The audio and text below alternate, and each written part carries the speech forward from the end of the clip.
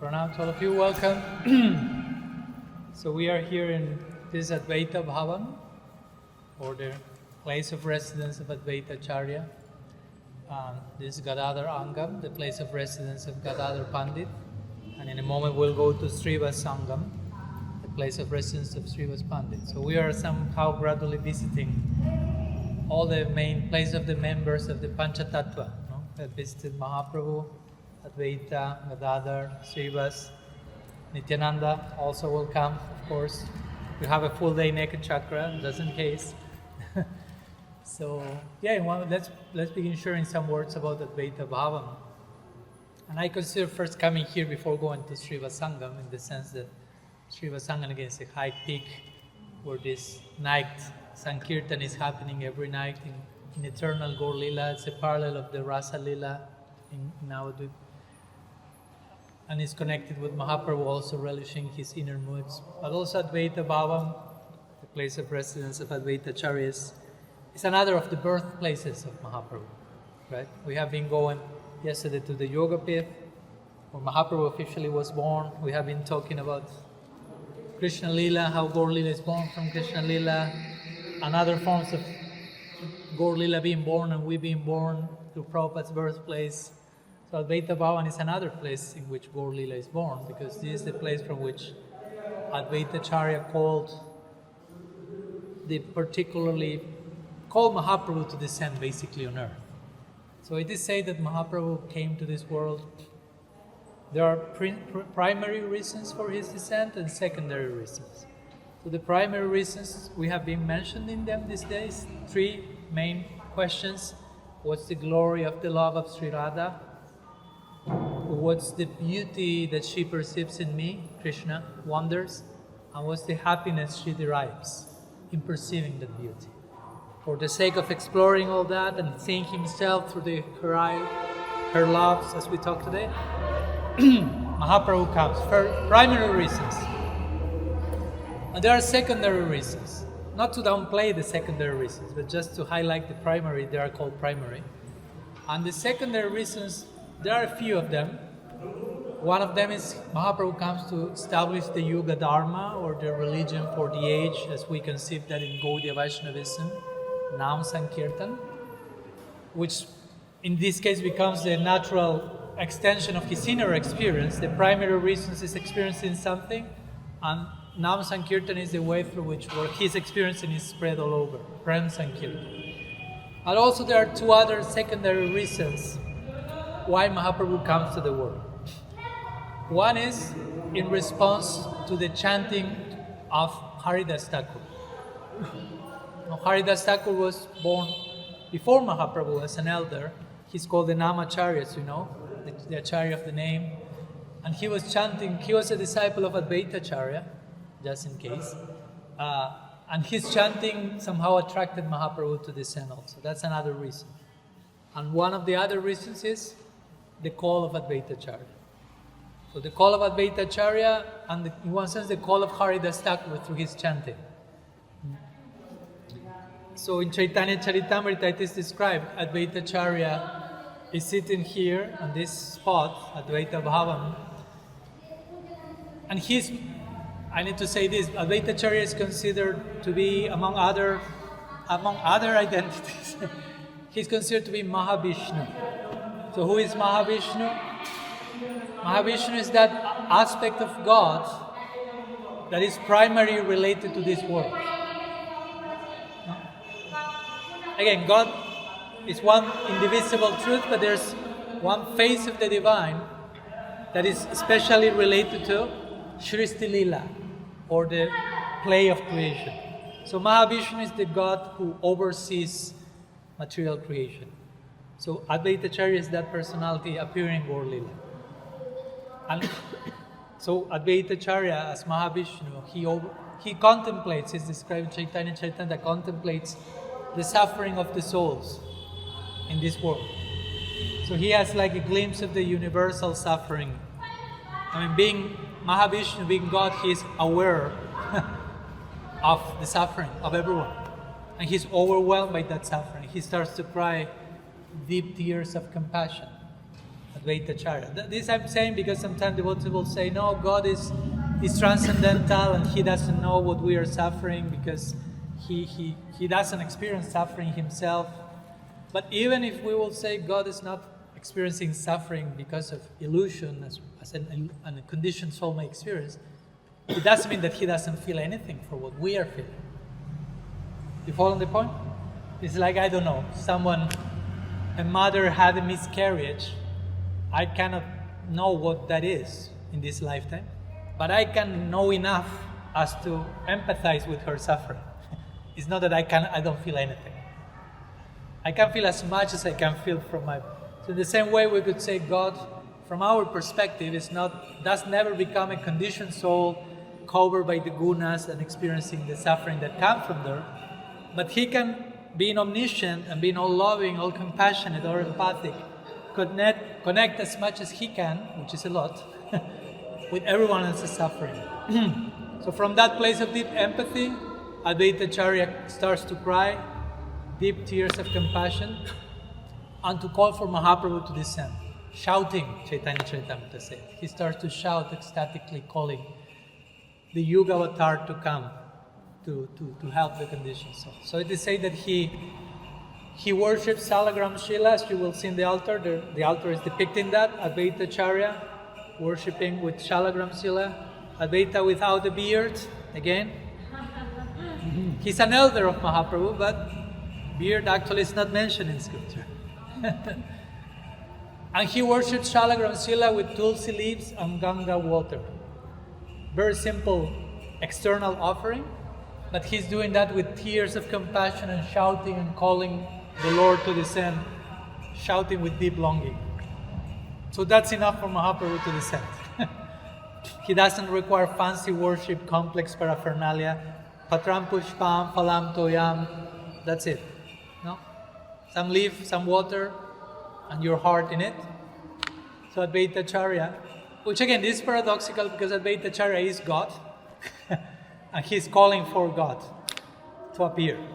No? There you have it. No? Stay with that for a moment, paradoxically. Different facets of God calling each other. And one responding to the other.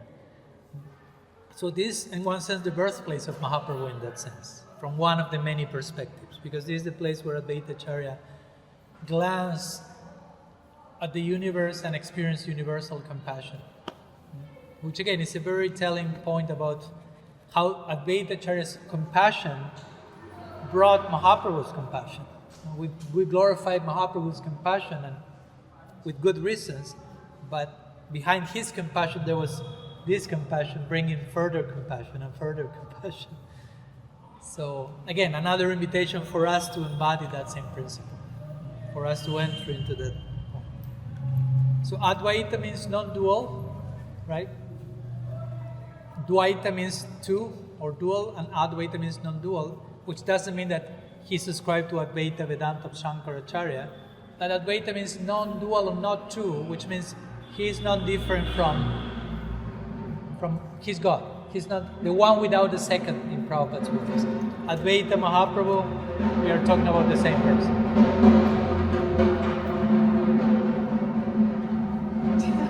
That's a confirmation of this important point. And there are some interesting leelas that took place here also that I could share with you, a few. Again, Advaita was born not here, he was born in Shantipur, which is another part in the broader, what's called the Gora Mandala area, which is not limited to Navadvipa but to other areas in Bengal. So he was born in Shantipur and eventually he moved to Navadvip. He was an elder of Mahaprabhu, so he was born before Mahaprabhu. He was a Vaishnava, and he was considered like the elder of the city, so to say. In terms of Vaishnavism, and devotees will come to him and hear Harikatha from him. He will be a great teacher of Bhagavad Gita described in the scriptures. And again, his name was Advaita not because he was an Advaitin following Sankara's philosophy, but once Advaita Acharya resorted to that philosophy to increase his bhakti. How that's possible? This is the lila, that one Advaita Acharya was an elder, and Mahaprabhu, when he grew, eventually he related to Advaita Acharya as an elder. But Advaita Acharya, he knew who Mahaprabhu was. He called him. Right? So Advaita Acharya knew from the day of Mahaprabhu's birth who was that person. And when Mahaprabhu became a Vaishnava, and that's a whole conversation we will have in a minute related to Gadadhar Pandit, because Mahaprabhu was born as a Vaishnava, but his Vaishnava Leela began when he was initiated by Ishvara Puri. Before that, he was Nimai Pandit. So he was more like a Pandit, someone obsessed with knowledge, a genius in Sanskrit grammar and logic, but he was not so much into Vaishnavism. Apparently. It was a whole lila to show that embrace knowledge to the fullest and then release knowledge to accept bhakti.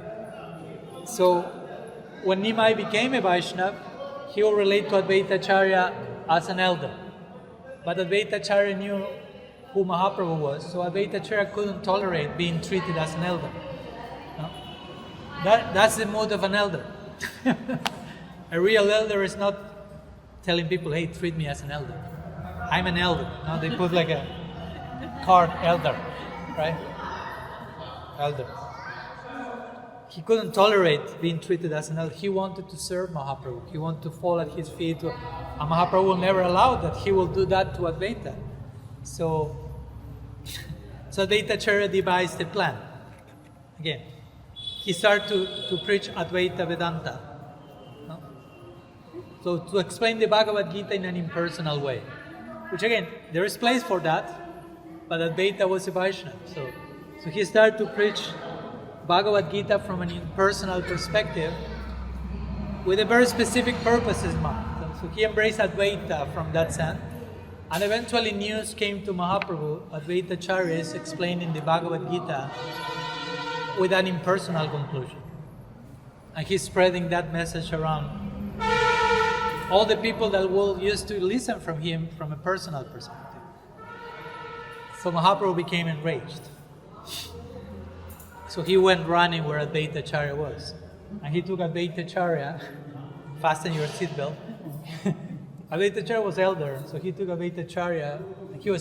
When Mahaprabhu came, Advaita Acharya was explaining Bhagavad Gita in an impersonal way. He saw Mahaprabhu coming running. He started to become even more impersonal in his explanation.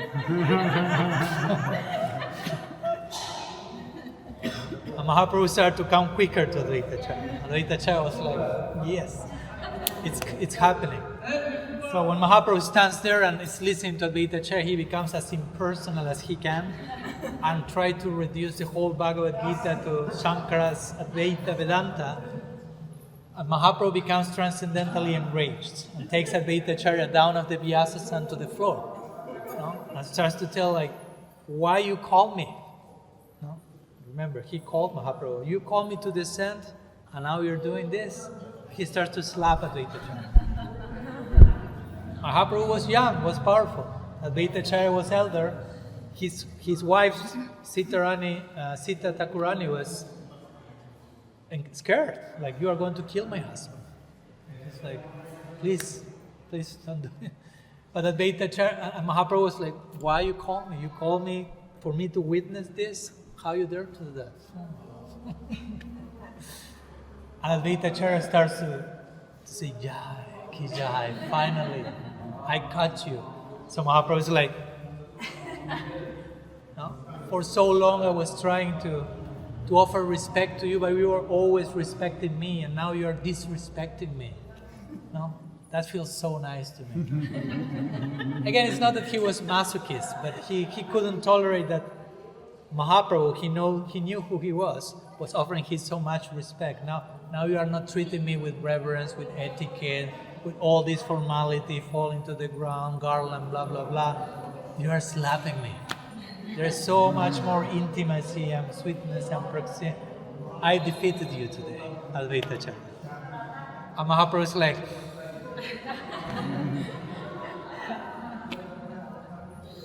so this is one of the leelas that took place here, which shows how Advaita Acharya is an elder, is a very crafty resourceful elder.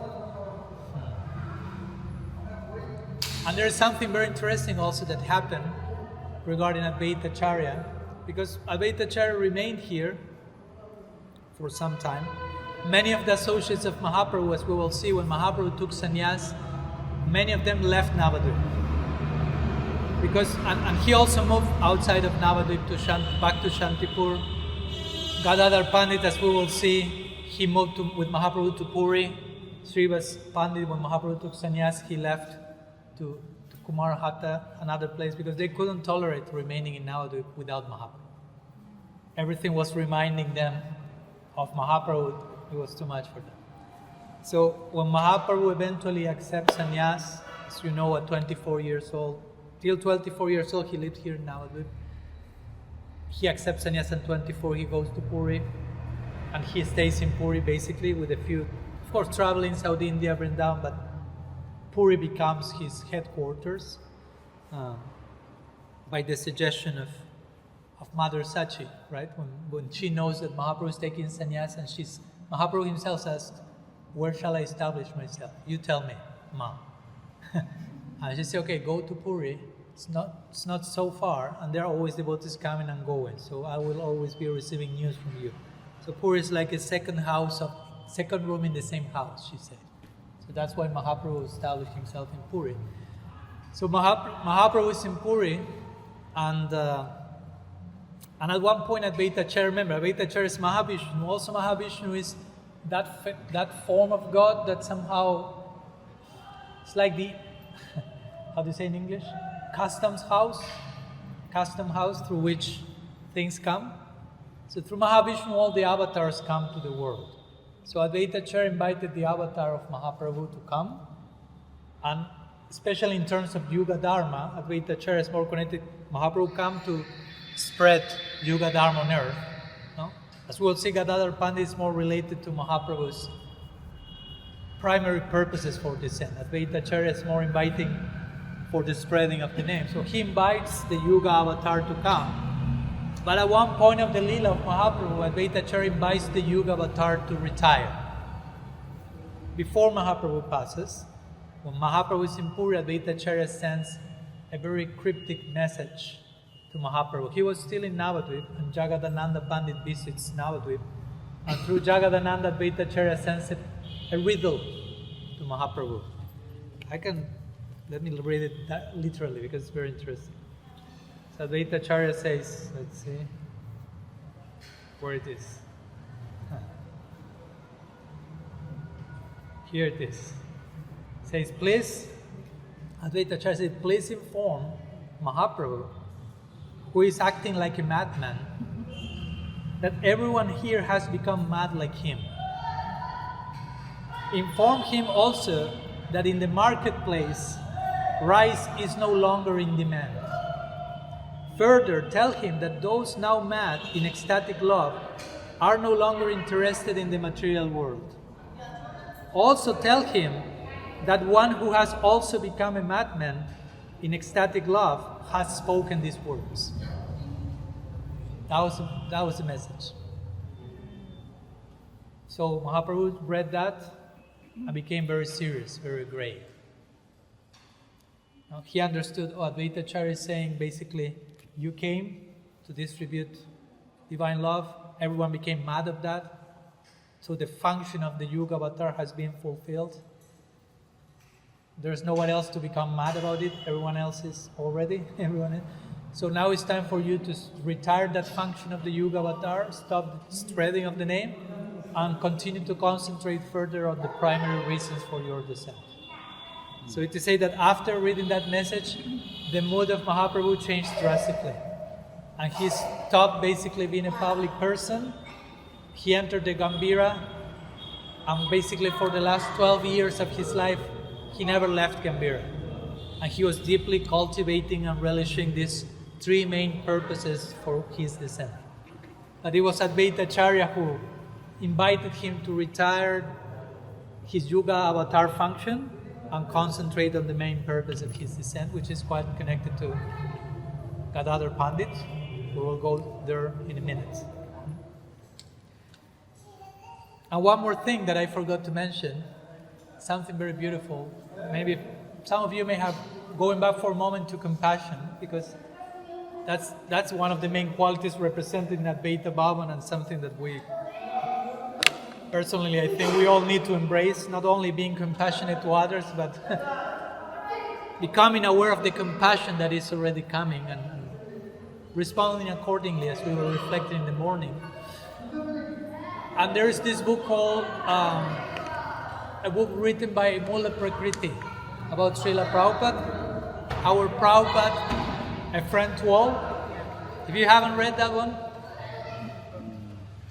it's a testimony of different people who met Bhaktivedanta Swami Maharaj Srila Prabhupada before he went to the West.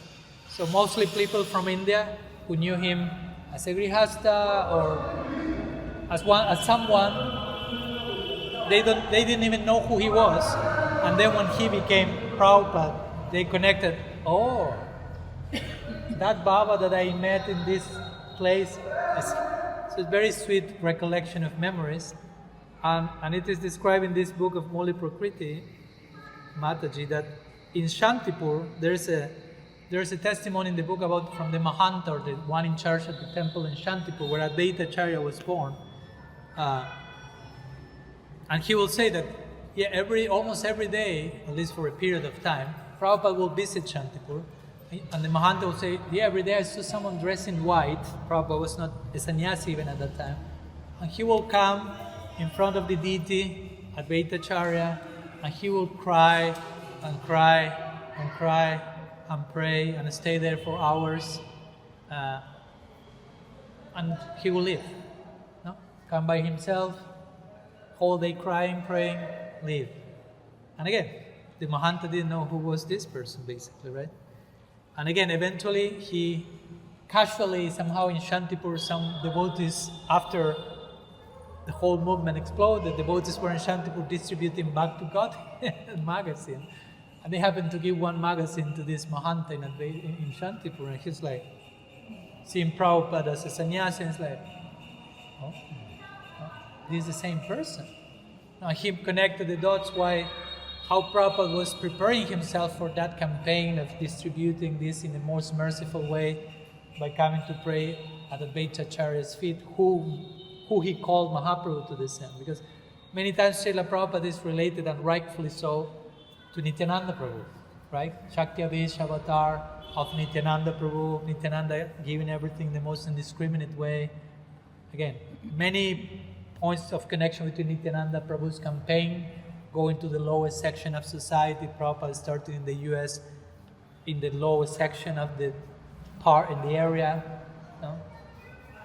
For those of you who have gone to Tompkins Square Park, the park in New York where Prabhupada will be, I had the fortune of going there many times, and we go and there's a Hare Krishna tree, another tree again, we are circumambulating the tree. I can imagine people in that park every day they see lots of these guys walking around the tree. It's like, okay. I remember one day I was doing Parikrama to the tree, and it's filled with homeless people, as it was in the time of Prabhupada, 60 years after, still the case. And one person calls me and says, you know what, I was here when Srila Prabhupada came and was chanting under that tree. So he was homeless at that time, and he remains homeless now. He was like in his 70s. But you could see how he was speaking with moved heart and appreciation. So anyhow, all this relates to the mood of Nityananda Prabhu, whom he also, Mahaprabhu asked him, Mahaprabhu was a sannyasi at one point, and he said, I'm a sannyasi, I took sannyasis, we talked yesterday, right? Mahaprabhu accepted sannyas because that will facilitate his campaign. As a sannyasi, people in society will take him more seriously, but at the same time, the sannyas dharma had its own restrictions, because as a sannyasi, you cannot enter a tavern or a brothel to share the message. It will be a little complicated, right? No, it was just for preaching. Even if that's the case, but even if that's the case, it's complicated.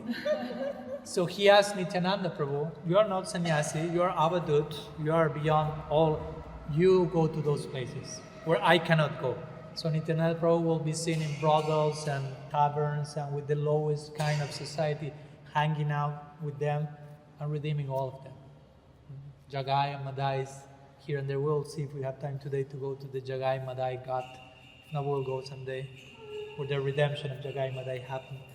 So that's the mood of Nityananda, and Prabhupada is rightfully so connected to that. But there's a place to make the connection between someone like Prabhupada and Advaita Prabhu also. The compassion of Advaita Acharya. So as Prabhupada worshipped Nityananda Prabhu, installed Gaur Nitai all over the planet, he also had this deep connection with Advaita Acharya, as we can see from this testimony, crying and begging, and how much mercy he received from Advaita Acharya for him to be empowered to do what he did. And again, we are all a byproduct of that. So in one sense, again, this the birthplace of Mahaprabhu, this is our birthplace as well, right? So, a few words here in Advaita Bhavan. Maybe before moving on to Gaur Gadadhar and Gadadhar, I mean, not moving, we can stay here, but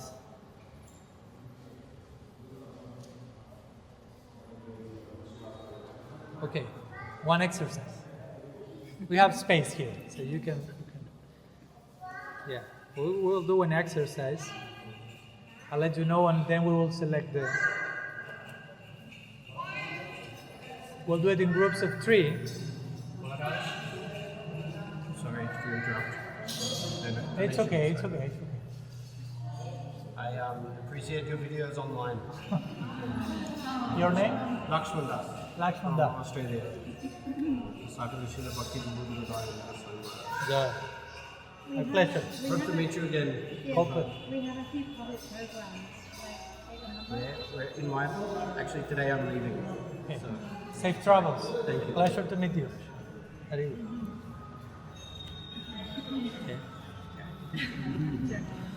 Yeah, we'll give in donation for. Actually, he asked me, they are still painting, constructing, so.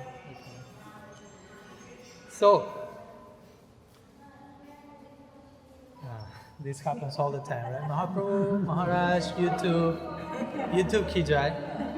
So we'll do an exercise in groups of 3. Each person will answer for a minute or so.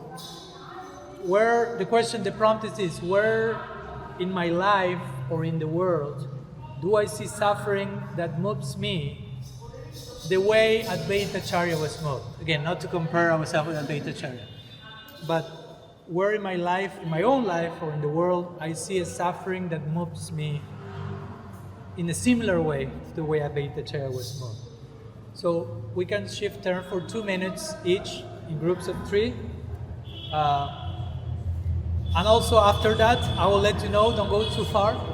We'll make the second prompt, which is which small, sincere response can I offer to that suffering? Which small or sincere response can I offer to that suffering that moves me? So we'll share some few more words regarding Gadadhar Angam. We stay here because it's more practical and people go back and forth. Thank you. So I hope the sharing was fruitful and help you gain more insight into the compassion that we are all invited to cultivate, embrace, reciprocate with, asking the blessings of Advaita Prabhu for that.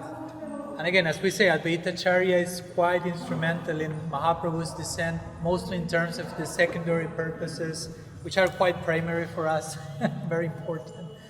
And we are here because of that.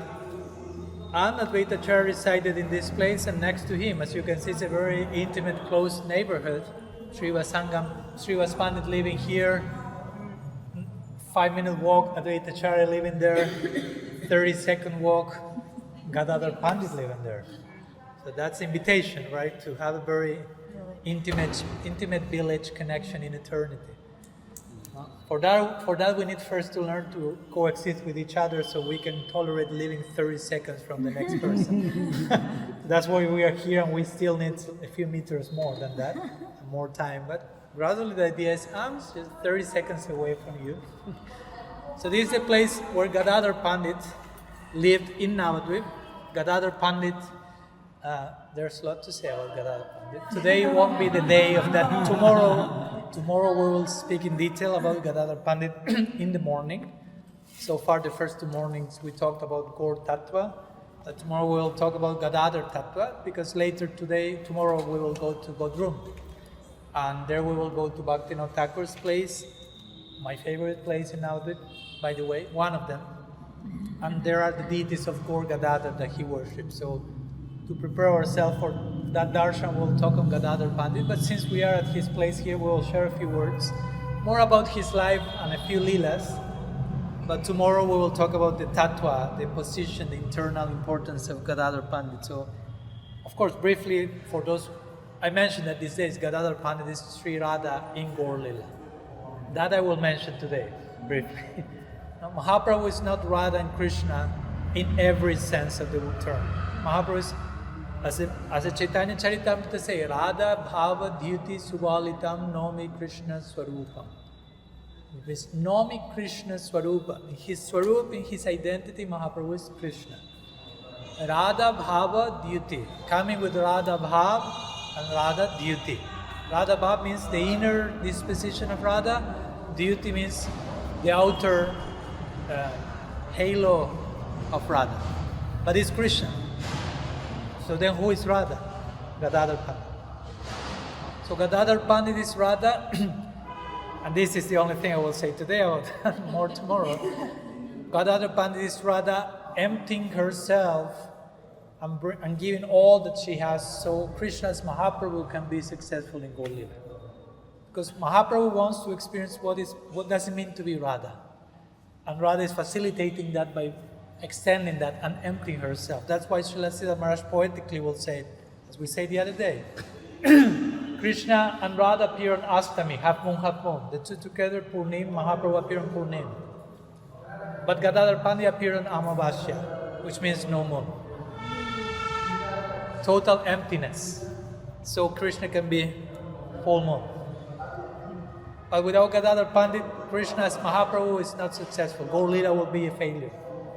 Another failure. Krishna felt like a failure without Gaur Lila. We don't want Gaur Lila to be a failure.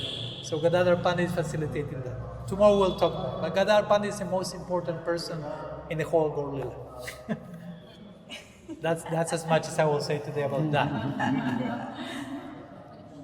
And probably is the person that we know the least among the 5 members of the Panchatattva. The person spoken the least and the most crucial one. So Gadadhar Pandit was not born here, was born in present-day Bangladesh. His father's name was Madhav Mishra. His mother's name was Ratnavati Devi. So he was born, he's basically the same age as Mahaprabhu. So they were friends from childhood. Remember, Radha and Krishna. So another advantage of Gaur Lila, Radha and Krishna can be hanging out together one another the whole day without any problem. As friends. Another mood, no? So Gadadhar Pandit, as the name suggests, he was also a Pandit, but a Vaishnava Pandit. Gadadhar was born as a Vaishnava and was Vaishnava his whole life. As we mentioned, Mahaprabhu was born as Vishwambar, as a Vaishnava, but he did not behave as a Vaishnava much in his young age. He was like a precocious, wild teenager, thirsty for knowledge, being a genius in Sanskrit grammar, logic, and challenging everyone in Navadvip, inviting everyone for debate. So generally the mood was, Nimai Pandit is coming, and you were coming and seeing him, you will cross the street and walk in the other direction. Why? Because Nimai Pandit was always eager for a debate. So if he will meet you, say, come on, let's debate about Sanskrit grammar. And whatever you may say, he will defeat your arguments. And then he will prove the wrong arguments, he will twist them back to correct arguments. And then he will refute himself again. So he will drive everyone crazy. But that was a lila called Pandit Lila, like God showing, in one sense we could say God showing how you can endlessly swim in the ocean of knowledge and contradict one thing with the other forever without reaching any conclusive situation. So showing the inconclusiveness of mere knowledge. So God enters into that ocean, swims, shows how expert he is, and then throws it away, showing this is not the all in all. Bhakti is the all in all. Love is the all in all. Knowledge is not the ultimate thing. There's this famous lila of Nimai Pandits, still as a Pandit, but transitioning from Pandit to becoming a Vaishnava, and he's on the boat in the Ganga with another person, and this person was another great pandit, so here we have two pandits talking with each other. And this person wrote a book on Sanskrit grammar and shows it to Mahaprabhu. Oh, I wrote this book about grammar, and I think this will be a great book and will make me the greatest pandit on earth. That was the hope of this person. And he might say, oh, let's see, all right. And by the way, he said, I also wrote a book about Sanskrit grammar. He didn't write anything, but he manifested one on the spot. It was like, take a look if you want. And this other Sanskrit grammarian, he reads the book and he starts to cry. Not because of Sanskrit grammar, because that's not something to cry. It's quite... But he starts to cry because he realizes, oh, I wrote my book, I thought this would make me the most famous person, but reading this book, I realized my book is nothing. So I'm crying because I won't be the greatest grammarian. Mahaprabhu said, oh, that's your concern, give me my book. And he threw it to the Ganges. I said, now you can become the greatest grammarian. And actually, historically, that person became at that time the most well-known grammarian in India. So Mahaprabhu at that time was starting to show how detached he was from knowledge, being a genius, being known as a genius, because it's not just having knowledge, but the fame of the position of being known as such. So this is an important lesson in Gaur Lila. Knowledge, it's inconclusive, tarka pratishtana. So then Mahaprabhu becomes a Vaishnava. When he becomes initiated by Ishvara Puri, he shows this completely different mood, like an ecstatic madman in love of God and knowledge. The real knowledge comes. Bhakti is the Raja Vidya, the king of knowledge. So all this to say that before Nimai became a Vaishnava, Gadadhar was a Pandit but was also Vaishnava, and Gadadhar Pandit was of a very mild nature. Here is something interesting because Sri Radha has many moods, but generally her mood in Vrindavan, Radharani's mood in Vrindavan is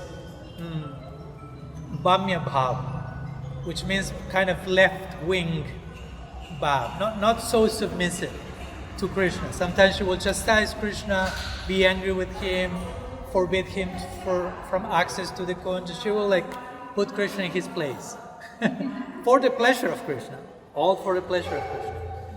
But in Gaur Lila, Krishna is in a different mood. So Radha adjusts to whatever mood she needs to be to serve Krishna in his mood. So she appears as Gadadhar Pandit with a more mild mood, with a different mood. Again, Radha's mood, some people say, what's Radha's mood? In one sense, Radha has no mood. The only mood she has is whatever is favorable for Krishna's necessity at any given moment. So that's her mood. So if she appears as Lakshmi with Narayan, she adjusts to provide that mood. As Sita with Ram, she adjusts and appears in a certain emotional disposition to serve her beloved in that Leela. As Radha in Vrindavan, as Gadadhar in Gaur Lila, that's the ultimate serving disposition. I have no mood of my own that I impose on the other person, but I'm here to adjust to serve my beloved in whatever is required. So Gadadhar Pandit adopts that mild mood, but again, Nimai is wild as a Pandit. So Gadadhar Pandit is coming and Nimai runs to Gadadhar and says, give me the definition of mukti. Now, like scholarly type, give me a sutra. Now, Atyantika dukkha nivriti, that's mukti. Now, to be totally free from suffering. So Gadadhar Pandit gives the most well-known definition, Atyantika dukkha nivriti. Like quickly, so Nimai leaves and stops disturbing. I mean, they were friends and they were close, but those moments for Gadadhar was like, this is too disturbing. He's very much. And Nimai just jumps on you like, definition of mukti. So Gadadhar said, Atyantika dukkha nivriti. No, that's not bona fide, says Nimai. I mean, that's totally bona fide, but he's just like churning. He wants to, like Krishna sometimes wants to make Radha angry and tries to say things so that man comes. So here Mahaprabhu in his own ways, like, but Gadadhar is like, he said, no, you didn't pass the test. No. Think of a better answer and see you tomorrow for further debate. And he leaves. That was the daily dynamics at that time. And Gadadhar Pandit at one point says, Nimai, stop losing your time with knowledge and grammar and logic. become a Vaishnava, become a lover, love God, love everyone. And at one point in the transition to that Leela, Nimai says, by your grace I will become a Vaishnava. So Gadadhar Pandit starts to pray, may Nimai Pandit become a Vaishnava, may Nimai Pandit become a Vaishnava. So we will say that Krishna's Mahaprabhu became a Vaishnava by the grace of Radha's prayers, Gadadhar Pandit. Not only Gadadhar is facilitating Krishna's fulfillment of the inner three desires, but also even his conversion to Vaishnavism. So then when Nimai converts to Gaudiya Vaishnavism, again, if he becomes like a madman. He's crying all day, calling for Krishna. One day he's at home, Gadadhar is there, and Mahaprabhu is, where is Krishna, where is Krishna, where is Krishna? Like desperate, looking desperate for him. And Gadadhar says, Krishna's in your heart. Why you are looking for God outside? I mean, he's everywhere, but start at home. He's in your heart. Nimai said, it's in my heart. So he looks at his chest and starts like to tear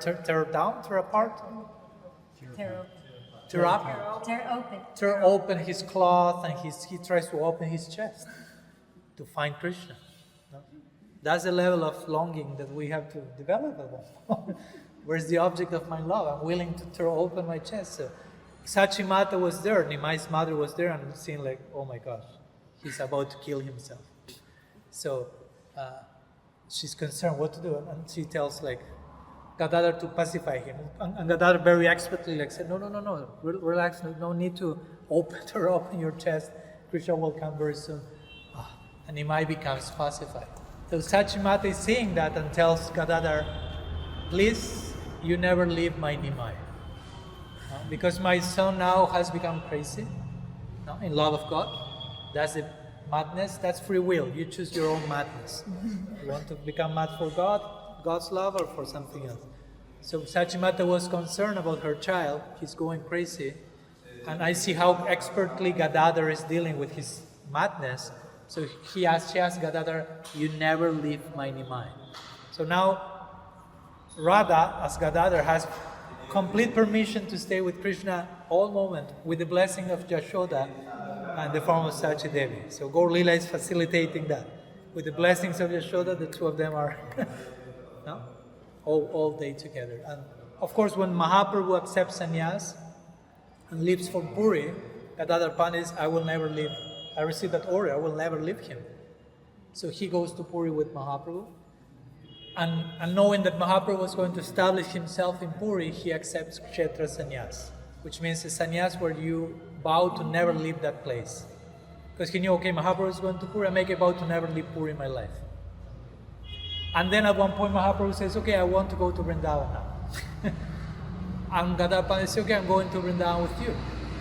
He said, no, but you accept a Kshetra sannyas. You cannot leave Puri. To hell with that vow, he said. I don't care for that. I mean, my vow was only to be with you and serve you.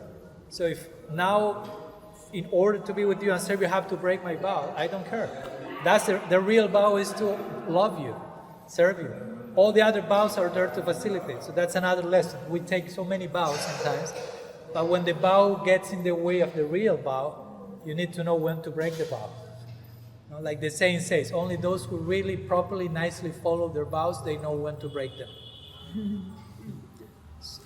So Gadadhar Pandit was willing to break his vow, but Mahaprabhu said, please, don't break your vow. That will somehow affect my reputation and my campaign, what I'm trying to do here, stay in Puri. So eventually he convinced Gadadhar to stay in Puri, and Gadadhar Pandit faints when he knows he cannot go to Vrindavan. Gadadhar Pandit is Radha, the queen of Vrindavan, but she's not allowed to go to Vrindavan. And she never went to Vrindavan in Gaur Leela. Gadadhar Pandit never went to Vrindavan.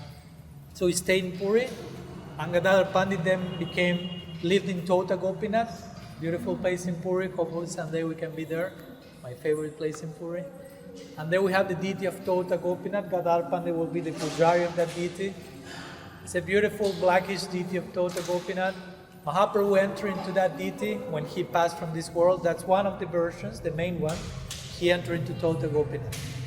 And before that, one thing that I could say is that Gadadhar Pandit was always accompanying Mahaprabhu, but in his last years, Mahaprabhu was only accompanied by Swarup Damodar and Ramananda Roy.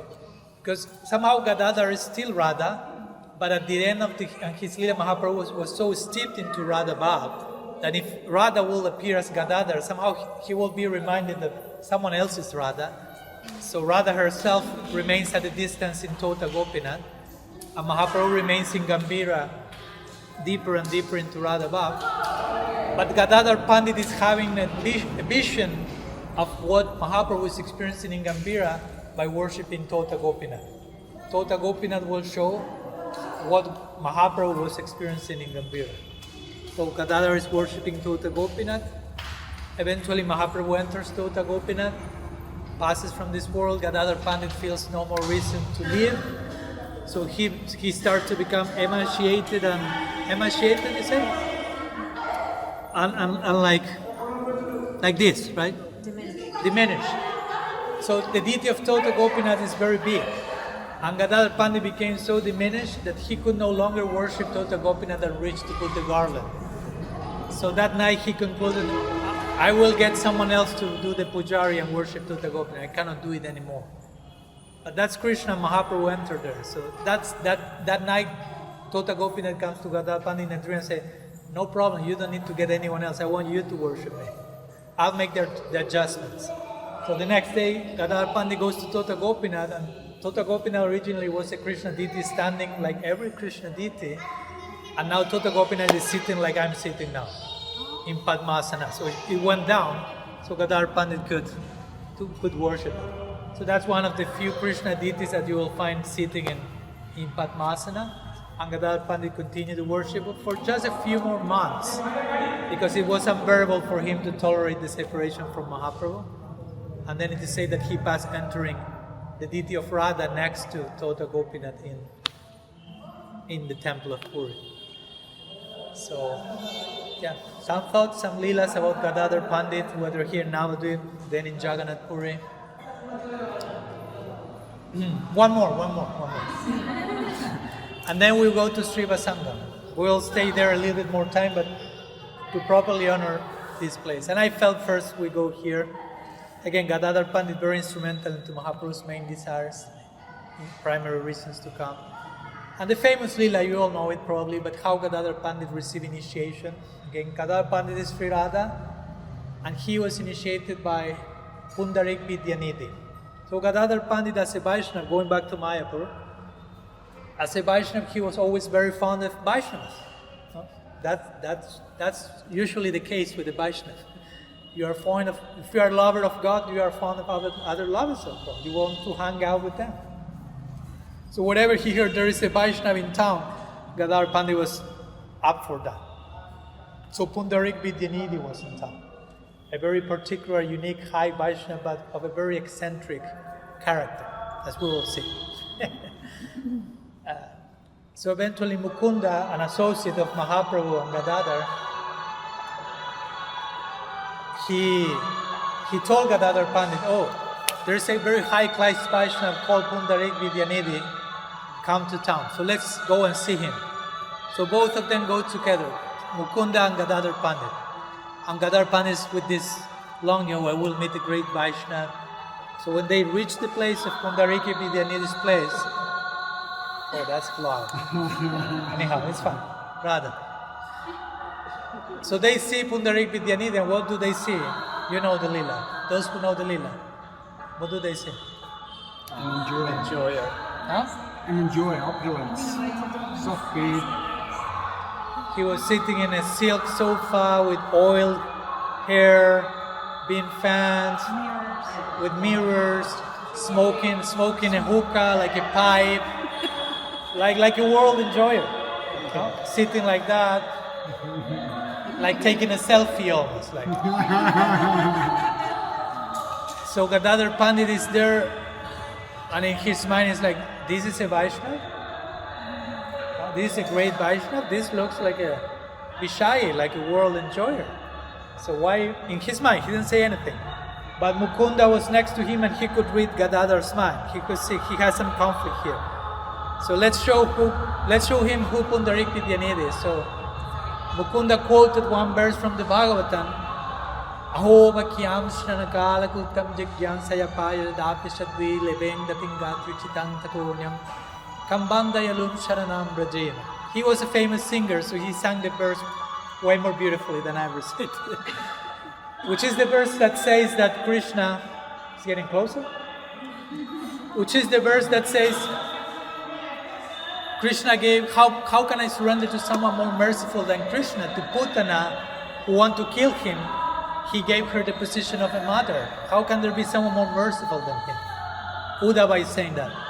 So Mukunda recites that verse, and Pundarik Vidyanidhi hears that verse and falls from the sofa and starts to roll up in ecstasy and tear open his cloth and throw his pipe, and all the mirrors were broken, and cry in ecstasy in separation from Krishna. So Gadadhar Pandit realized, wow, this is a great Vaishnava. So all this other thing was a facade, like to cover his actual greatness. He was hiding his greatness in the disguise of a sense enjoyer.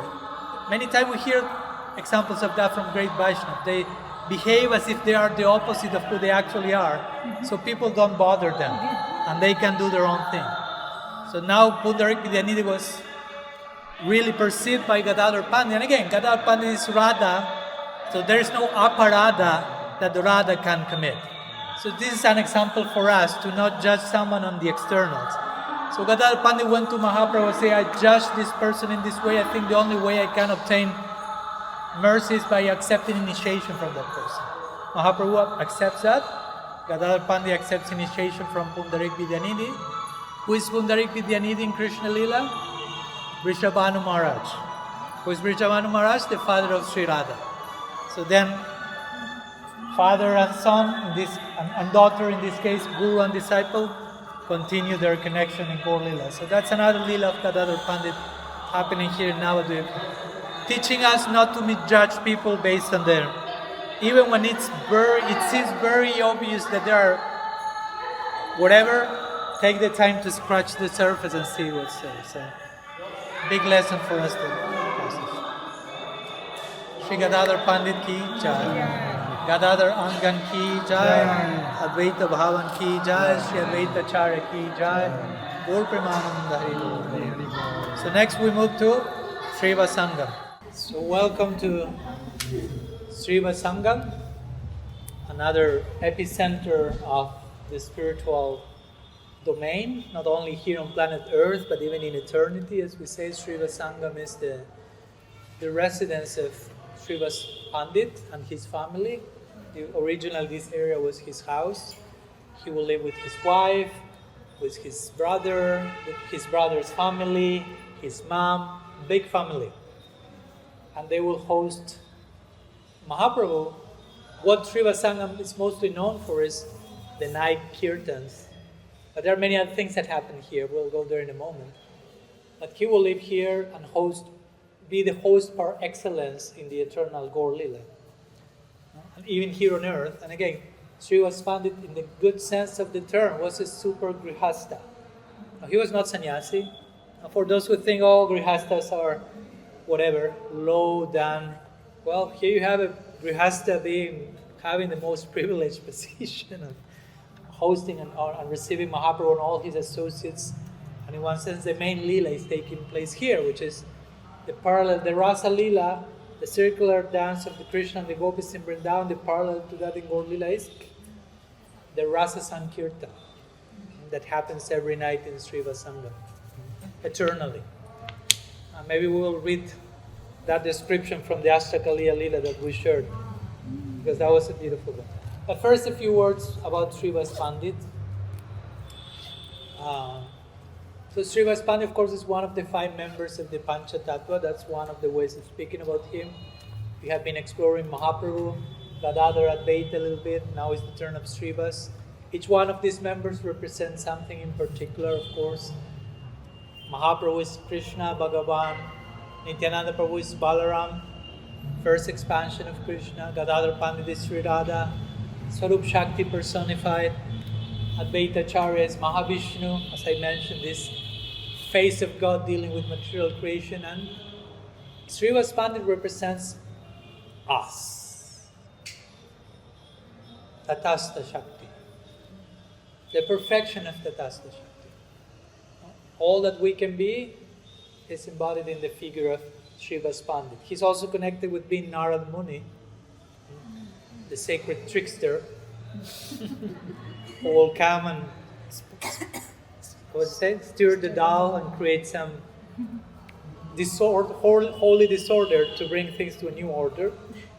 But in Gaur Lila, he behaves a little bit more nicely. So to say nicely, always nicely. So he's Tatastha Shakti. Right? We are Tatastha Shakti. We are Jiva Shakti, another way of saying. So Srivas Pandit is connected with Tatastha Shakti, and the perfection, all that the soul can be, is kind of embodied in Srivas Pandit. As Srila Siddhar Maharaj will say, Guru is our own potential appearing in front of us. Srivas Pandit is the highest reach of a Jiva appearing in front of us. So it's very interesting, important to study the life of Srivas Pandit.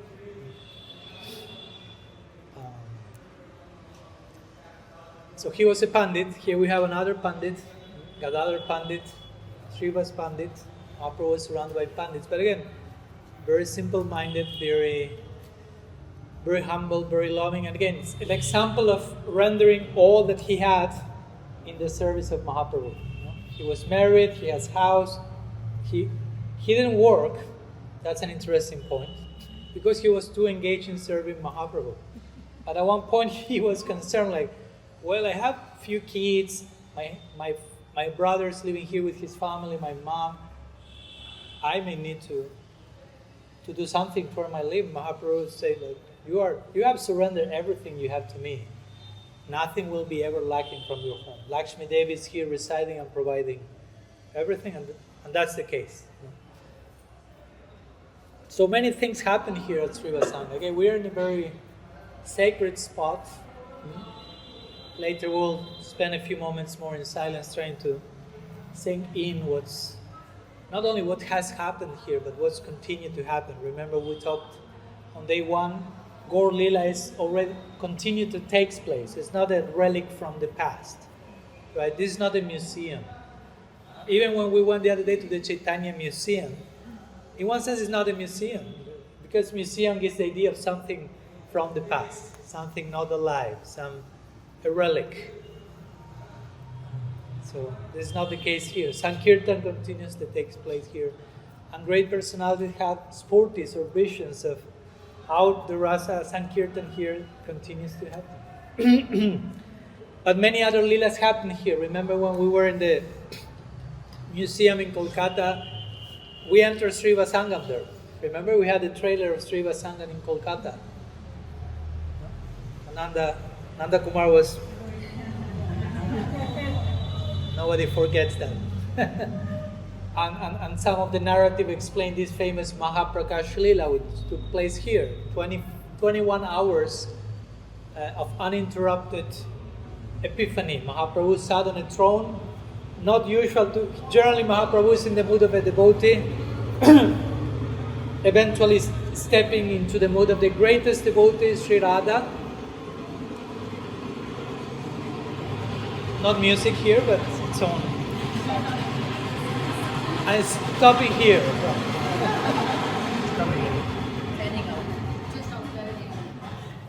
Relief. Not suffering, right? Not happiness. Sometimes when we stop suffering, we think I'm happy. No, we're stopped to suffer. It's not the same. So, Mahaprabhu is mostly in the mood of a devotee, but in these 21 hours, he enters into the mood of Bhagavan. Okay, Mahaprabhu experiences different moods. At times he experiences his Krishna. Mostly he is a devotee in the mood of Radha.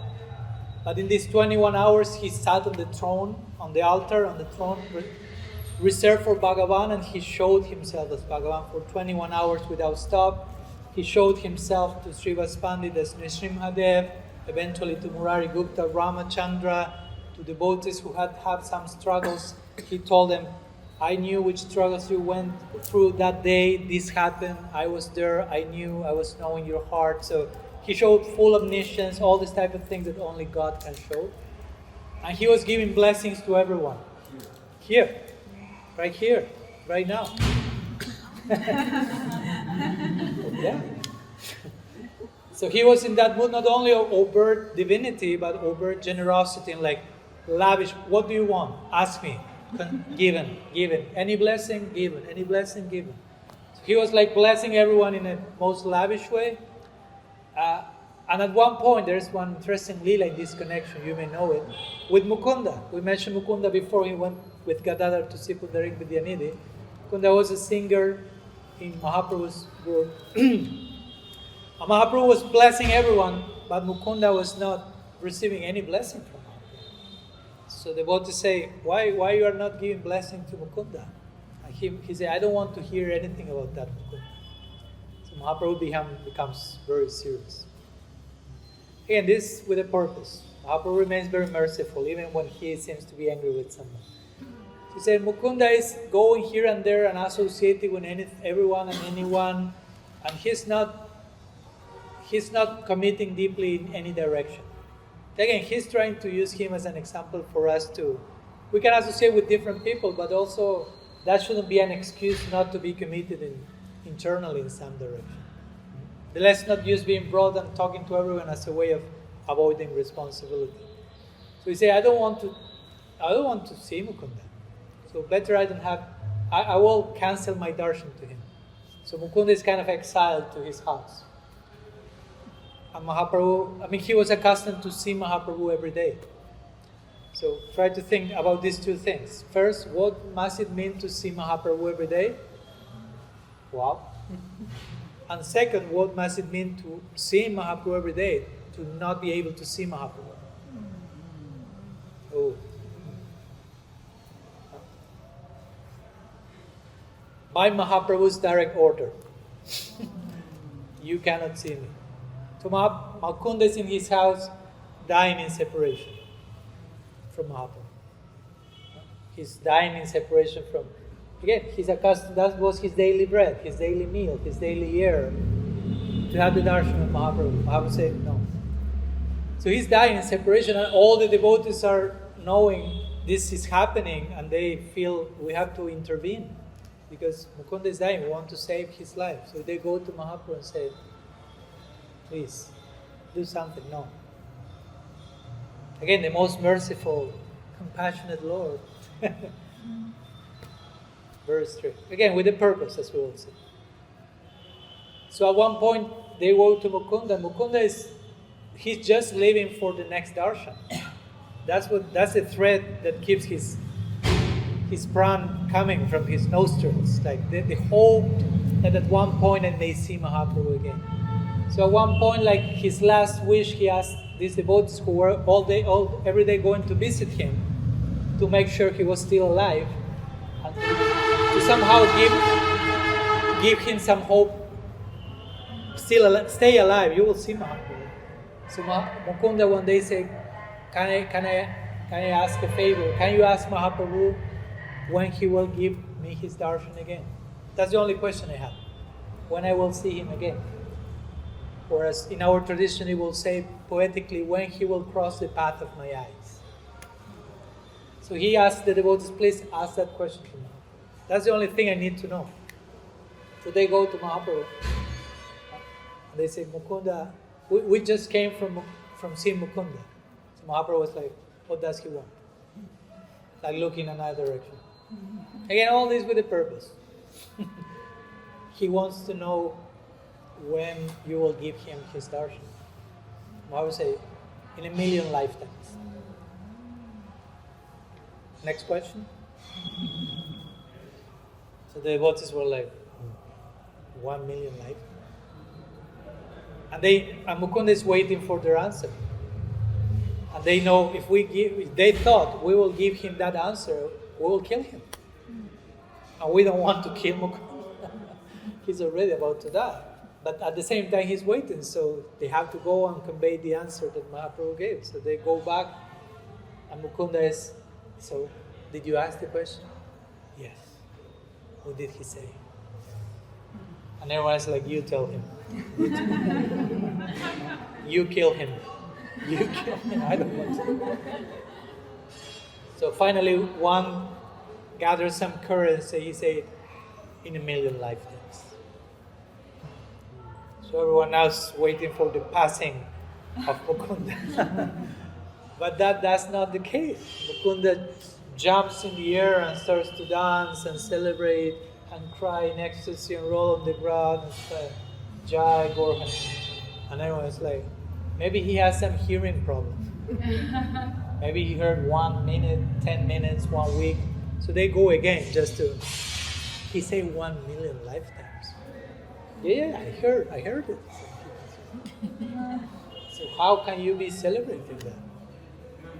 And they tell him, well, he tells them, because I know that I will see him again. I have the warrant, they have the confirmation. And 1 million lifetimes, that's nothing. If that's the price to pay to have that darshan, I'm embarrassed to pay so little. So I'm celebrating. So he was celebrating, and the devotees see that, and Mahaprabhu was playing hard, but he was actually aware of what was going on. So they come back, and Mahaprabhu said, so you visit Mukunda? Yeah. What did he say? He was not so hard. Right? What did he say? When you say 1 million lifetimes. He started to dance and celebrate, and he said this and that. Mahaprabhu said, bring him immediately. Million lifetimes are over. Krishna says in the Gita, I'm time personified. So time personified can make 1 million lifetimes one instant.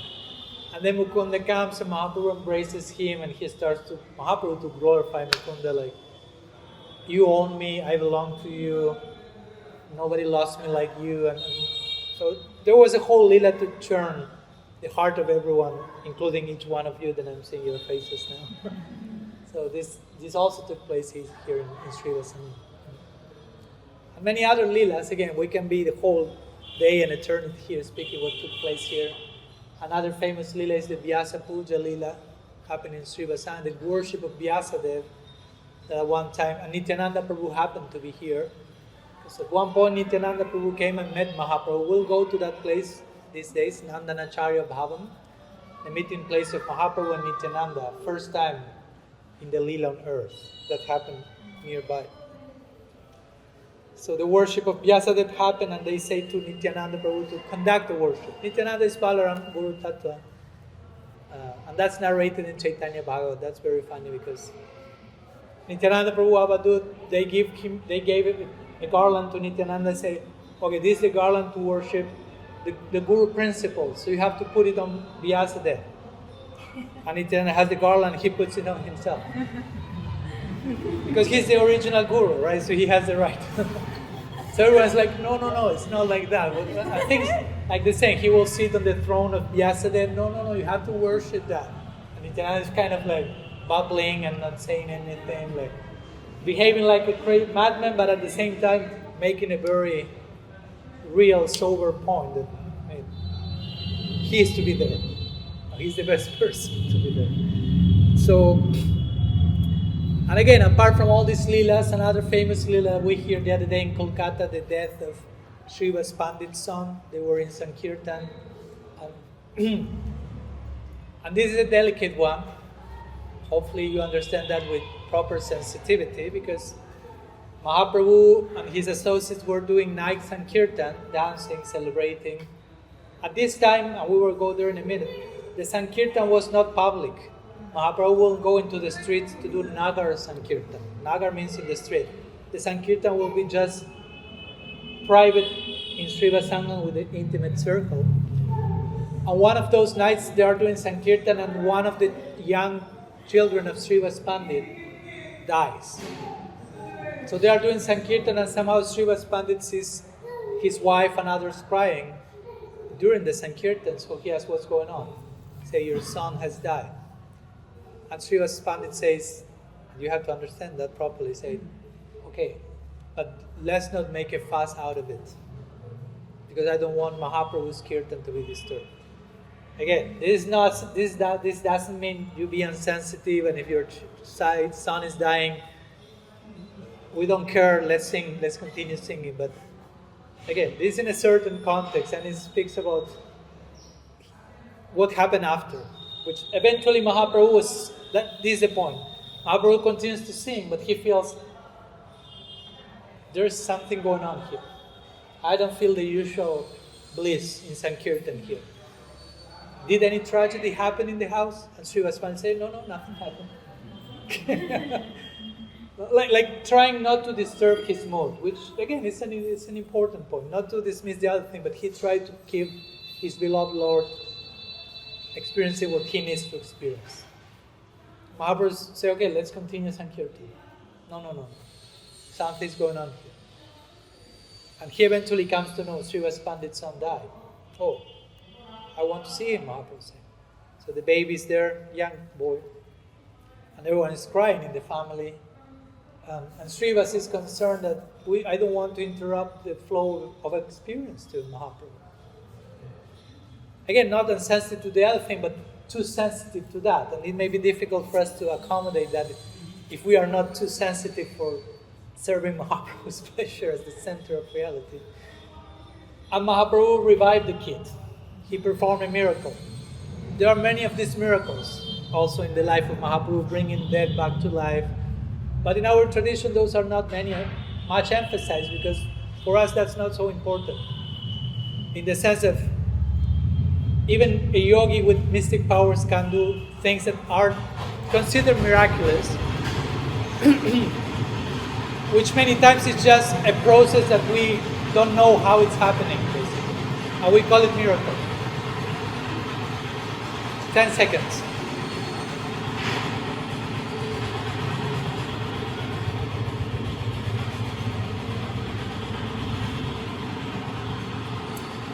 So Mahaprabhu brings the boy back to life. And he say, who are you? No? And the boy starts to reply in a very philosophical, deep way. Not like, oh, I'm the son of this person born in this family, but I'm an eternal soul and this and that and servant of God. And the point is he makes a whole discourse where everyone becomes enlightened about the nature of who we are. And then he asks permission for Mahaprabhu to leave again.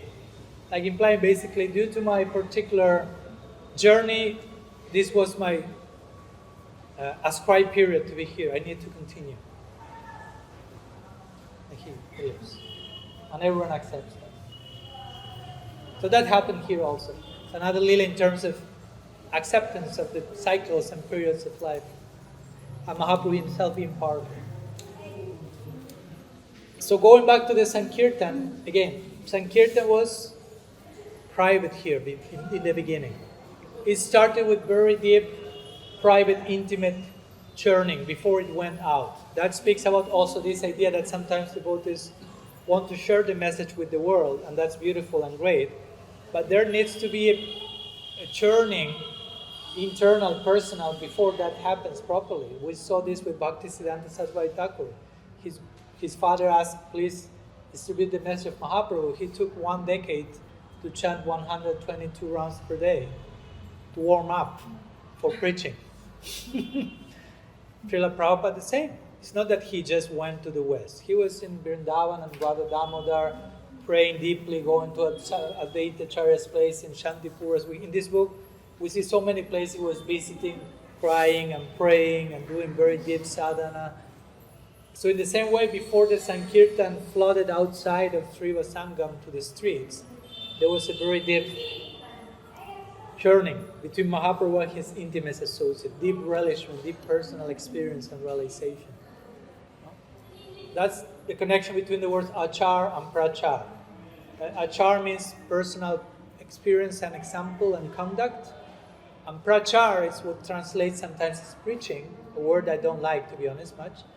So prachar actually means pra-achar, a very special type of pra-achar. So achar means conduct. So prachar means a very special type of example. That's the actual preaching.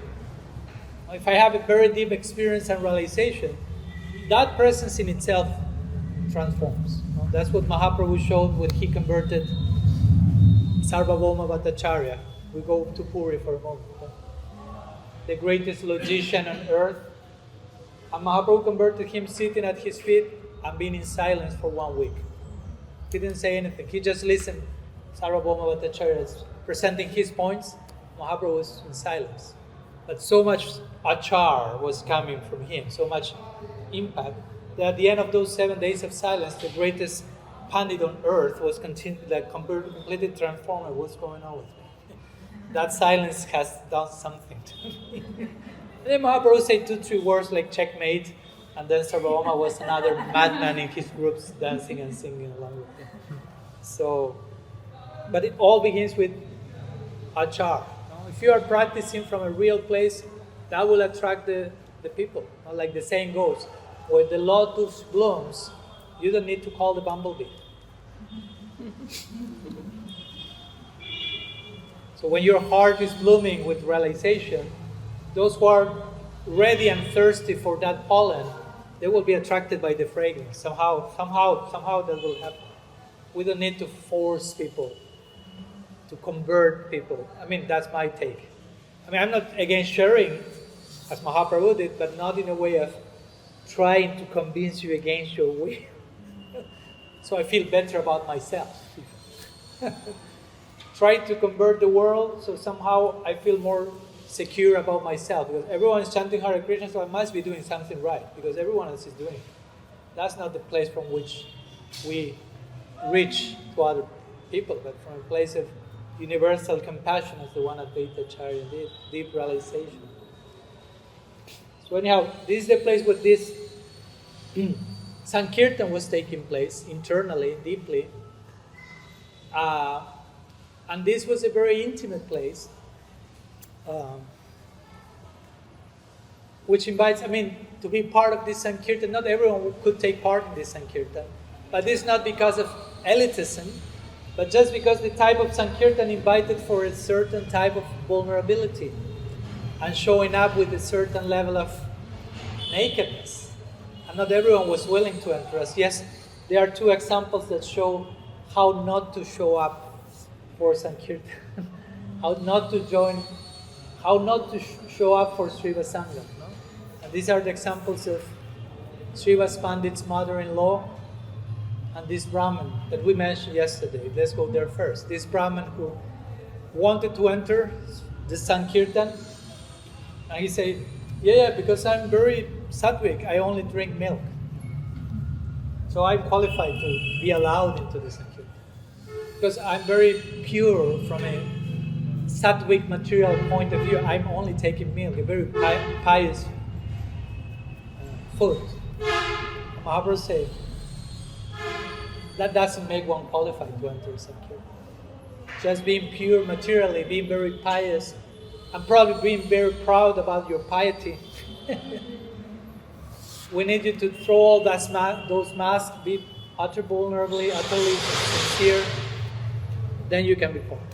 And it is said that Brahmin then cursed Mahaprabhu. To say, because you don't allow me to enter Sankirtan, I curse you that your family life will be a failure. So Mahaprabhu said, he receives the curse and that becomes his sannyas lila. So it was a curse but a blessing in disguise, so to say. And that curse showed that the Brahmin was not qualified actually. He wanted to push his way inside by dint of his material piety, and when that was not allowed, start to curse everyone. So it's like... And the other example was Srivas Pandit's mother-in-law, that she knew, she lived in this place, and she knew this is night Sankirtan is taking place the whole night. They're dancing and crying and celebrating and so intense. So I want to see what's going on. But more from a place of just curiosity, not from a deeply committed place to show up vulnerably. So she was hiding behind the curtains. And I would say peeking. So Mahaprabhu is dancing. And again, I don't feel the usual bliss here. Something's going on. There are many leelas in Sankirtan like that, whether it was Sriva's son dying or something like that. There's something wrong here. Nobody died? No, this time nobody died. Sure, Srivas, you're not lying? Nobody died. There's some. Let's continue again. Something wrong. Is there someone here that is not qualified to be here? And again, qualified in the sense that we are talking. Being willing to show up from the right place. No, it's the one, it's those that, it's who we are. Okay. Let's look behind the curtains. And suddenly they find Srivas' mother. Take her out, please. Because the point is, that's not the way to show up for Sankirtan. By hiding. No? How can you participate in Mahaprabhu's movement by hiding? Bogotá y aquí. Jai. ¿Cómo está? Muy bien, ¿y usted? Gusto, sorpresa. No lo esperaba. Yo tampoco. ¿Cómo está? ¿Hace cuánto está aquí? 2 semanas. 2 semanas. Sí, estamos de 2 semanas de Parikram con el grupo aquí.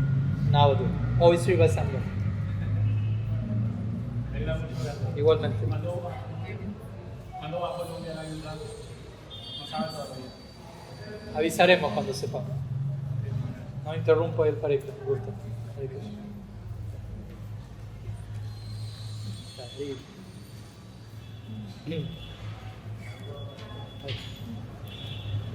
He's the temple president of ISKCON in Bogotá, Colombia. So we went, I know him, we went to his place this year. That's why I was talking Spanish.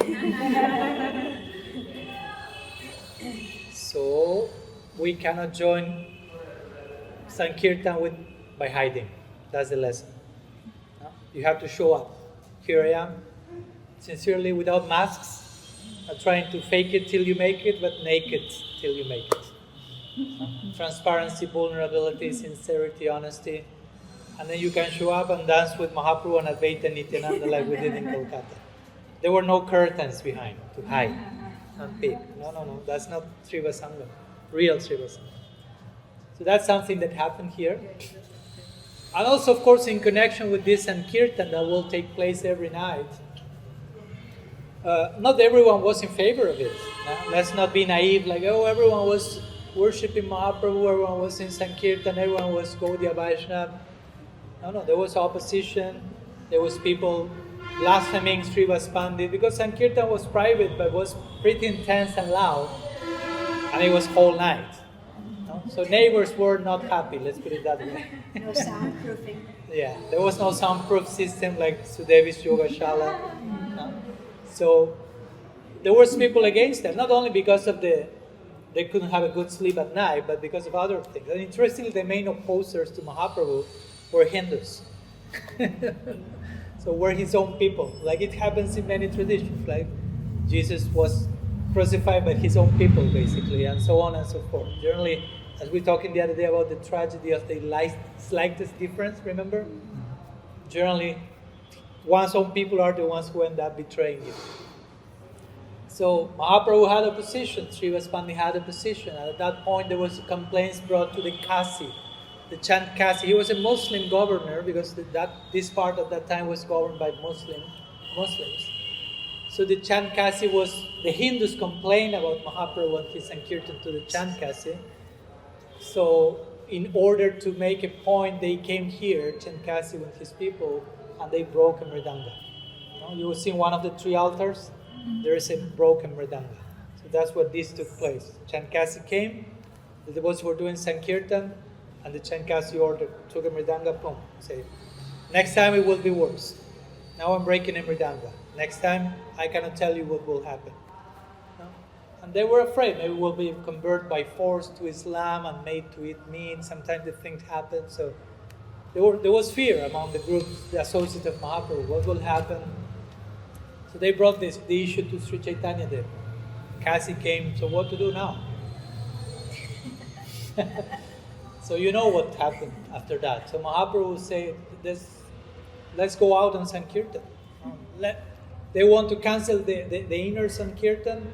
Okay, they don't stop the inner Sankirtan. Let's make the inner Sankirtan overflow and go to the streets. So he organized multitude of thousands of people taking torches, at night, and they all proceed like a big parade. And there was intensity. In Chaitanya Bhagavatam and Chaitanya Charitamrita, you had two different narratives. And one is more mild, everyone was singing and dancing, going to chant Cassie's house. But in the other one, they were quite intense and willing to basically burn down the Cassie's house and everything who opposed that. So they arrived to the Cassie's house. So the Cassie was inside his house with this huge parade of thousands with torches, singing intensely, and he felt, okay, what's going on here? So he invited Mahaprabhu to come in, because the chant Kasi was connected to elders from Mahaprabhu's family, so somehow he was kind of a family member, elder family member somehow to be seen with Mahaprabhu. So they had a private conversation, and chant Kasi say, actually, last night I had a dream. And the dream appeared, a huge roar came in the dream. A huge lion-like personality came to the dream and told me, the mridanga is my favorite instrument. Next time you break a mridanga, I'll tear apart your chest. But at that time the lion did some trailer of that. So the Kasi shows to Mahaprabhu, this is the result of my dream. So he opens and there were some scars. So that was Nisringadev appear in a dream. That's why Nisringadev is considered the protector of Sankirtan also. And why Prabhupada established the singing of Nisringha Pranam on a daily basis as the protector of Sankirtan, because the devotees were having also facing opposition at the time. Okay, now the Rasa Sankirtan is coming to life. So anyhow, after that the chant Kasi became at peace with Mahaprabhu, allowed the Sankirtan to continue to take place. And he says, I promise that all my successors will never disturb your Sankirtan, which was a word that was kept. So the Sankirtan continued during the night, undisturbed, and now during the day, because it has outflooded from Srivas Angan into the whole of Navadvip, and into beyond Navadvip, touching, sprinkling New Zealand and France and Germany and England and Slovenia, Argentina, Brazil, India, Latvia, Ireland, US, Malaysia, everyone. No? But it all began here. That's the thing. No? Sankirtan began here. This is the original Sankirtan, and from here went out to the streets of Navadvip, crossing the borders of India, and sprinkling and reaching each one of our hearts. So another way of saying, we are here today because of Srivas Angan. This is another of our birthplace. This is the birthplace of Sankirtan, and we are a bright product of Mahaprabhu's Sankirtan. So part of our DNA, part of our autobiography is tied to what happened here, to this place.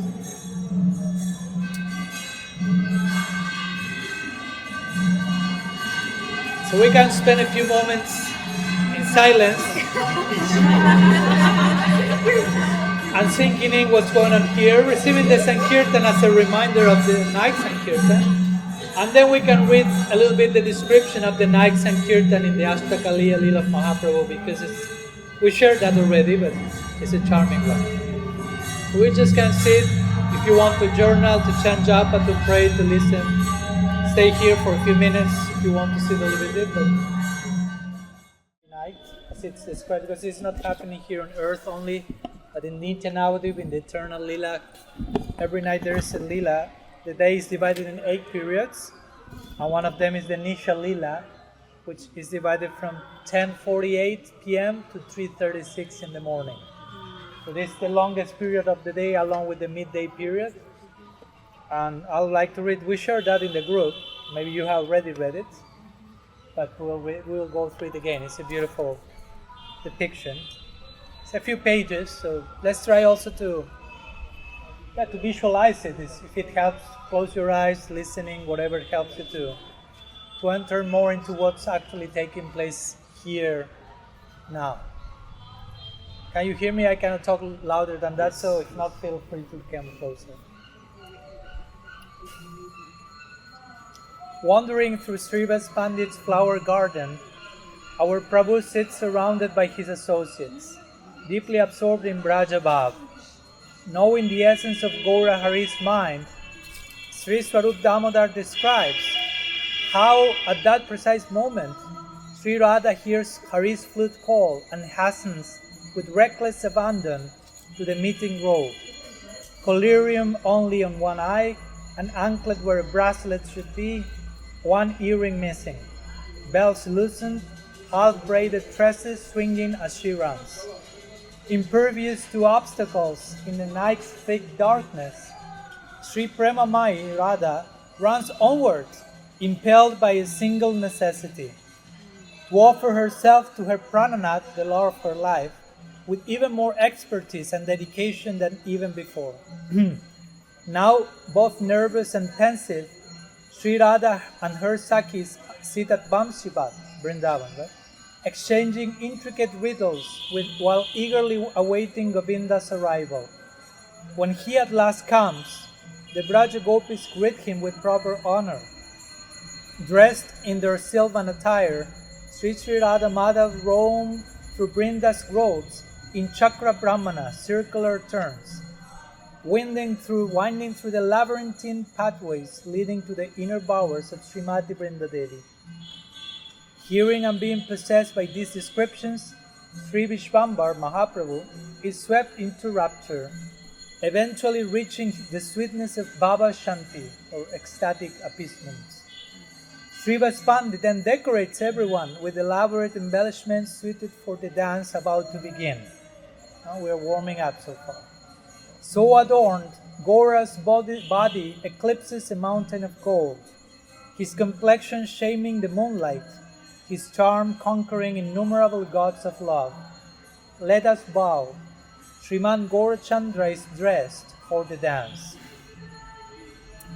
Beholding the beauty of the nearby Ganga, Gaurahari and his bhaktas are reminded of Jamuna's charm, and Swarup Damodar, his voice drenched in nectar, sings of the Rasa Leela in Braja's Yogapit.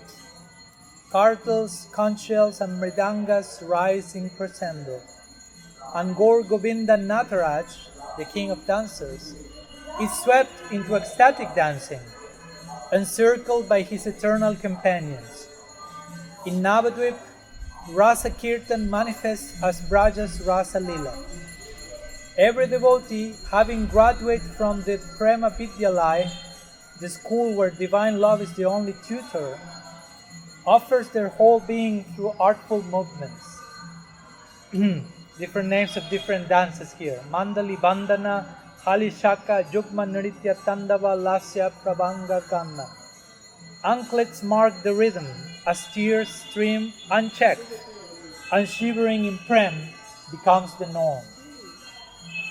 It will be a long night, but a bright day for those immersed in Ras Sankirtan. Srivas leads one Sankirtan group, Mukunda another, Govinda Datta takes yet another.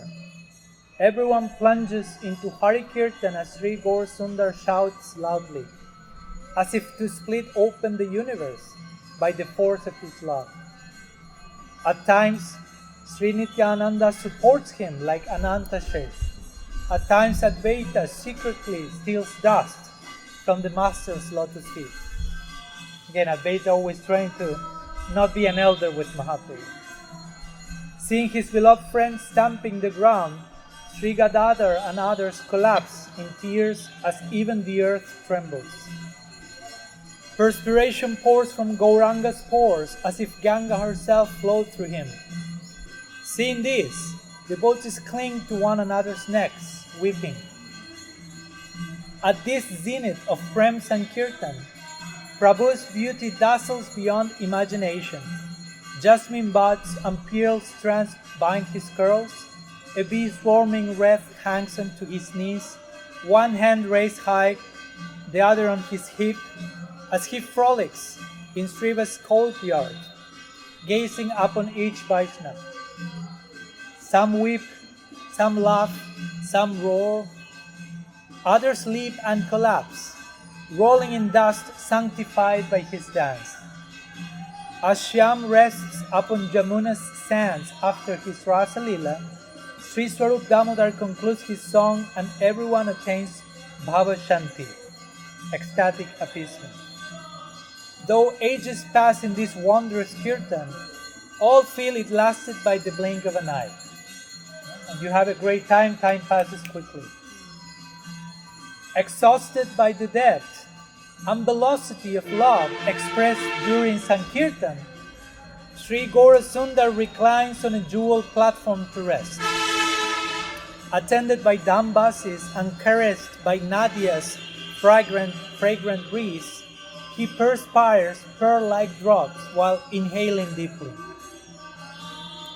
His companions fall at his feet and rest too. At this crucial moment, we will be blessed to serve, massaging their feet, fanning them, soothing them. Capturing the mood, Swarup Damodar sings a lullaby, narrating Radha Govinda's honey wine revels, arbor plays and water pastime. Thus accompanied by Swarup's cradle song, rest itself becomes samadhi.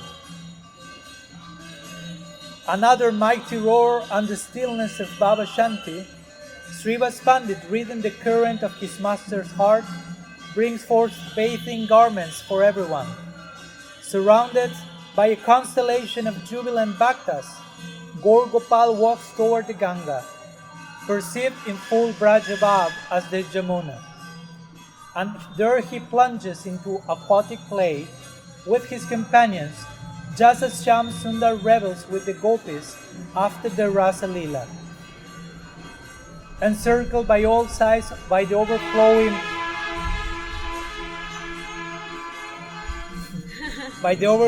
prem of his retinue, our Vishvambar first received their affection in the form of gentle sprinkles of water, soft as garlands cast upon him. But soon their love, unable to remain restrained, takes on a more dynamic form, joyous hand-to-hand water combat. Let's see, this goes along. Yeah. Oh my God, okay. Let's conclude this paragraph.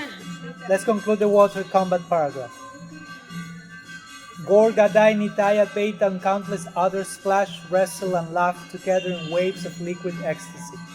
Some devotees, carried away by artistry, musicalize the battle with rasical rhythms, drumming their palms upon the surface of the water until the whole river becomes a living instrument, churning the boundless ocean of rasa.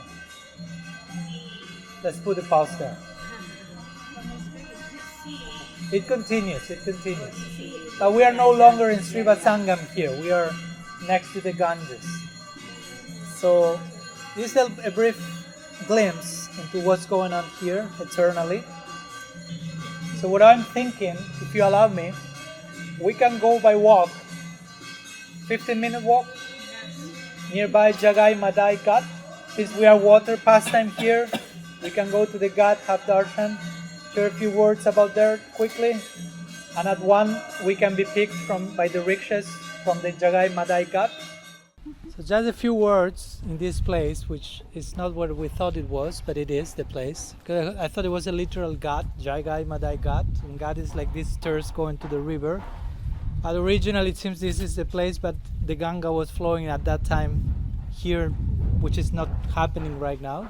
But this temple here is signifying this Jagai-Madhai Ghat, or this Jagai-Madhai Lila that happened. A few words in this connection in concerning Nityananda. As you know, Jagai-Madhai were these two personalities who were born in a very pious Brahmin family, but they somehow degraded to the exact opposite of their pious birth and committed, that according to Chaitanya Charitamrita, all sins possible you could think of and those you could not think of as well.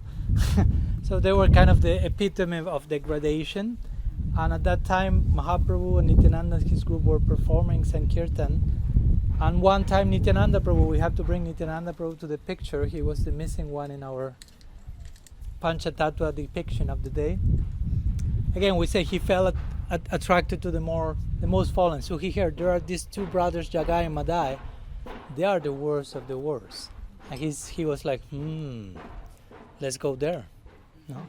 Because mercy feels attracted to redeem, as we talked today. The highest you are, the deepest, the down you can go and redeem there. So he went to Jagai-Madhai, trying to invite them, singing like he will do Bhaja Gauranga Kaha Gauranga Laha Gauranga Mate Say Jana Gauranga Bhaja Say Amara Prana. Worship Gauranga, sing Gauranga. Gauranga is your life and soul, please do it. Nityananda Prabhu will go and beg to them, please sing the name of Gauranga. Jagai-Madhai were utterly intoxicated.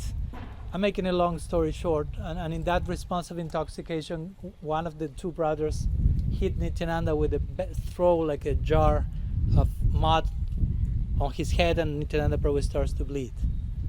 And eventually the notice comes to Mahaprabhu's ears. These two brothers, who were really known for their criminal record, so to say, now they're attacking Nityananda Prabhu, the highest form of divine mercy. So Mahaprabhu comes Sudarshan in hand. This is basically the only time that Mahaprabhu shows Sudarshan, because in general Mahaprabhu's mood is redeeming everyone by glancing and embracing and dancing and crying and singing. But when he heard someone is attacking Nityananda Prabhu, that was too much for Mahaprabhu, so he came with Sudarshan, this disc around his, willing to behead Jagai-Madhai. Of course, Sudarshan also means Sudarshana, proper vision. Darshan means sight, to see. Su means proper. So the cutting of the head represents acquiring a proper perspective. And sometimes for that we need to take the head out. Because the head we get stuck here from the neck up, and there's lots of problems here. And to do the pilgrimage from head to heart, that's complex. So sometimes we're practical, and that's the symbolism behind the beheading. It's not just let's cut everyone's head or stuff like that. So Mahaprabhu came with the Sudarshan, but at that point Nityananda Prabhu fell at Mahaprabhu's feet and prayed, please, Prabhu, don't forget this Leela, you are not supposed to invoke Sudarshan, you are not supposed to kill demons, you are not supposed to cut anyone's head. You are here to give mercy and grace. And Mahaprabhu said, but they offended you, they attacked you, what can I do? If you forgive them, and when Mahaprabhu was about even to finish the sentence, if you forgive them, I forgive them. He was, if you forgive, and Nityananda Prabhu was already jumped on Jagai-Madhai, embracing the two of them, who by this point were terrified seeing the Sudarshan coming, and repentance in heart. So after this conversion, Mahaprabhu embraced them. They became deep, faithful, humble followers of Sri Chaitanya Dev, totally transformed. And they were serving all the Vaishnavas, and in a mood of great repentance from all their misdeeds in the past, they asked Nityananda Prabhu, okay, what can we do to purify ourselves from the misdeeds, from our attack? And Mahaprabhu said, serve all the Vaishnavas and build a ghat, which again, it's not here now because the Ganga is not here, continually moving.